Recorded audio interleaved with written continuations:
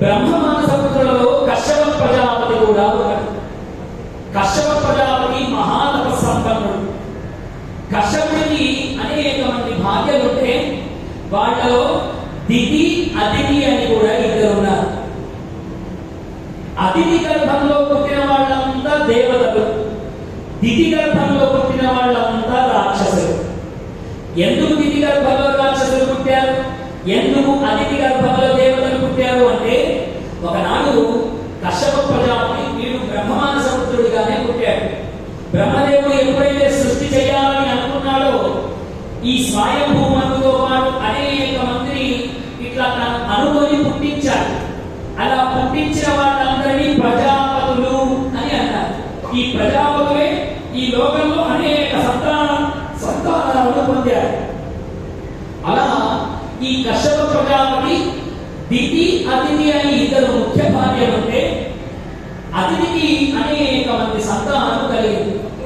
దితి ఒకనాడు సాయం సంధ్యా సమయంలో కశ్యప ప్రజాపతి తపస్సు చేస్తూ ఉంటే, సాయం సంధ్యావందనాలు చేస్తూ ఉంటే, ఆ సమయం రుద్రుడికి ప్రీతికరమైనటువంటి సమయం, అసుర సంధ్య వేళ అంటారు. ఆ సమయంలో ఆయన అద్భుతంగా అనుష్ఠానాలు చేస్తూ ఉంటే దితి అందముగా అలంకరించుకొని నాథా కశ్యప, ఇదిగో చూడు స్వామి, అనేక మంది నా సవతులకు నువ్వు సంతానం ప్రసాదించావు, నాకు కూడా సంతానం నీ ద్వారా పొందాలని కోరికగా ఉన్నది అనగానే కశ్యప ప్రజాపతి అన్నాడు, ఓ దితి, నీ వంటి పతివ్రతకు సంతానము లేదన్న మాట ఉండదు. ఎందుకు అంటే నువ్వు నిరంతరం నా భక్తిలో ఉంటావు, అందుకని తప్పకుండా నీకు కూడా సంతానం ప్రసాదిస్తాను అన్నాక, లేదు లేదు నాన్న, నాకు ఇప్పుడే సంతానం కావాలి అని కోరింది దితి. ఇప్పుడే అంటే అసుర సంధ్య వేళలో సంగమాన్ని కోరుతూ ఉన్నది.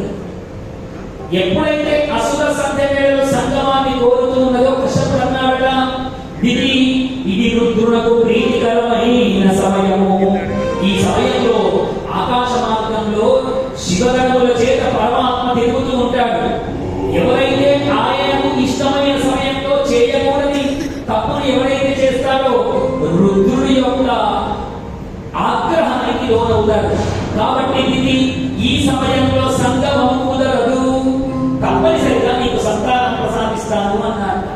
కామాతురాణం నభయం నలజ్జా అన్న సామెత ప్రకారం ఎప్పుడైతే దితికి కామపు కోరికలు కలిగాయో, లేదు లేదు నాకు ఇప్పుడే కావాలి, ఇప్పుడే నాకు సంతానం కావాలి అని మొండి పట్టుదలతో ఉన్నదట దితి. అందుకని మనకు పెద్దలు చెప్పారంటే, సాయం సంధ్యా సమయంలో కొన్ని చేయరాని పనులు ఉంటాయి. ఆ పనులను కనుక చేస్తే ఏమవుతుందో మనకు భాగవతం చెబుతూ ఉంది. ఇంకో ముఖ్యమైన విషయం ఏంటి అంటే, సంధ్యా సమయంలో చదువుకోవడం కూడా నిషిద్ధమే. పాపం పొద్దున్నే వీడి బయటకు వెళ్తాడు పిల్లవాడు, సాయంత్రం 5 గంటలకు ఎప్పుడో ఇంటికి వస్తాడు, రాగానే ముఖం కడుగుతాడు, అమ్మ ఏదో పాలో టిఫినో పంటో ఇస్తుంది, మళ్ళీ భుజానికి వేసి ట్యూషన్కి వెళ్తాడు. ఎన్ని గంటలకు వెళ్తాడు? 6 గంటలకు వెళ్తాడు. సాయం సంధ్యా సమయంలో అసుర సంధ్య వేళలో చదువుకోవడానికి వెళితే వాడికి చదువు రావడం అటుంచి ఉన్న చదువు కాస్త ఊడిపోతుంది. ఆ సమయంలో అది రుద్ర ప్రతిపాదితమైనటువంటి సమయం.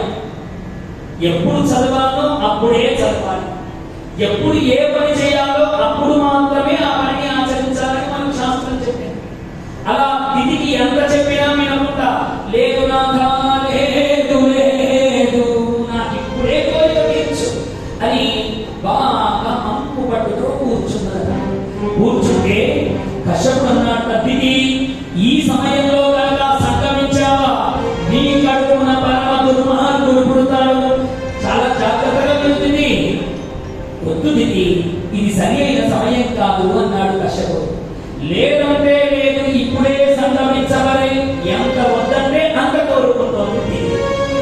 ఇంకా భార్య యొక్క కోరిక తీర్చడం భర్త యొక్క ధర్మం కాబట్టి, మూర్ఖురాలివైన నా మాట నువ్వు మూర్ఖముతో వినడం లేదు, అందుకని నీ కోరిక తీర్చడం భర్తగా నా ధర్మం, కానీ గుర్తుపెట్టుకో, ఇది లోక కంటకమవుతుంది అన్నాడు.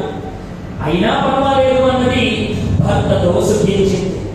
ఎప్పుడైతే కామపు కోరికలు చల్లారిపోయాయో దితి తన ముఖమును కింద వేసి, అయ్యో ఎంత అపచారం చేశాను నాక, చెప్పినా కూడా వినకుండా, ఈ సమయంలో సంగమించరాదని చెప్పినా కూడా వినకుండా నేను ఇంత అపచారం చేశాను అని తన నేల మీద వేసుకొని నిలబడిందట.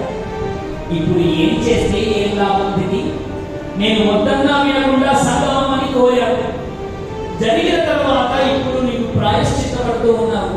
కానీ ఈ దోషం ఊరికే పోదు సుమా. దీనిలో ఒక అద్భుతంగా నువ్వు ప్రాయశ్చిత్తపడ్డావు అంటే తప్పు చేశానని ఒప్పుకున్నావు. కాబట్టి నీవు చేసిన పాపము చేత నీ గర్భవాసమున లోకకంటకులైన ఇద్దరు పుత్రుడు జన్మించును. నీ గర్భంలో ఇద్దరు లోకకంటకులైనటువంటి కొడుకులు పుడతారు. కానీ నీకు ప్రాయశ్చిత్తం కలిగింది కాబట్టి వాళ్ళిద్దరిలో ఒకటి కడుపున పరమ బాధలతో తమ్ముడు జన్మించు. వాడే ప్రహ్లాదుడుగా జన్మిస్తాడు. పరమ బాధతో తమ్ముడు పుడతాడు అని చెప్తాడు.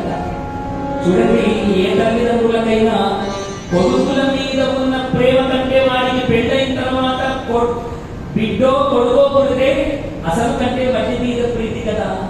అలా ఆ మనవడు భాగవతోత్తముడు అనేటప్పటికీ దిది పొంగిపోయిందట.